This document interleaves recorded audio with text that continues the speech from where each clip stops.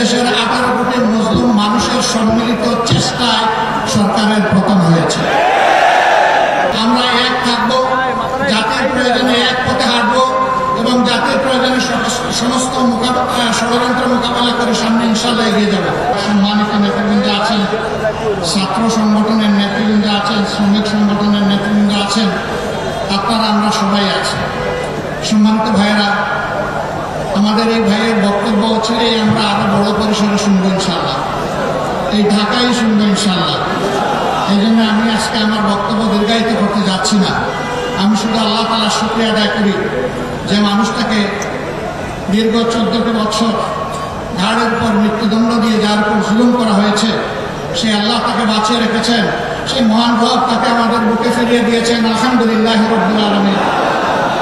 আমাদের এই ভাইয়ের জন্য দোয়া করবেন সবাই, আল্লাহ যেন তাকে নেক হায়াত দারাজ করে দেন, তিনি যেন সুস্থ থাকেন এবং জাতির প্রয়োজনে তিনি যেন দায়িত্ব পালন অব্যাহত রাখতে পারেন। সম্মানিত ভাইয়েরা, ফ্যাসিবাদ বিরোধী আন্দোলনে এখানে বলা হয়েছে আমার নেতৃত্বে পতন হয়েছে, মোটেই না। এদেশের 18 কোটি মুসলিম মানুষের সম্মিলিত চেষ্টায় সরকারের পতন হয়েছে। আমরা এই ক্রেডিট, মূল ক্রেডিট আল্লাহ তাআলাকে দিই, আর জমিনের ক্রেডিট সমস্ত এদেশের জনগণকে আমরা দেওয়ার পক্ষে। আমরা এক থাকবো, জাতির প্রয়োজনে এক পথে হাঁটবো এবং জাতির প্রয়োজনে সমস্ত ষড়যন্ত্র মোকাবেলা করে সামনে ইনশাল্লাহ এগিয়ে যাবো।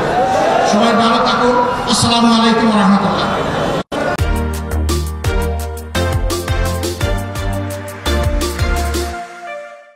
এই সংক্ষিপ্ত সমাবেশ এখানে আমরা শেষ করছি।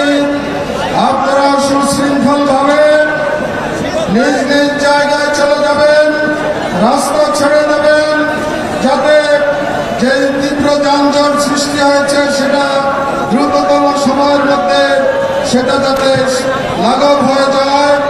আমরা আজকের এই সমাবেশে যে সমস্ত রাজনৈতিক নেতৃবৃন্দ, ওলামায়ে কেরাম, সুধী শুভাকাঙ্ক্ষী, সাংবাদিক বন্ধু এবং জনগণ যারা এখানে এসেছেন, সকলকে আবারও আন্তরিক শুভেচ্ছা জানিয়ে আজকের এই সমাবেশের এখানে সমাপ্তি ঘোষণা করেছি।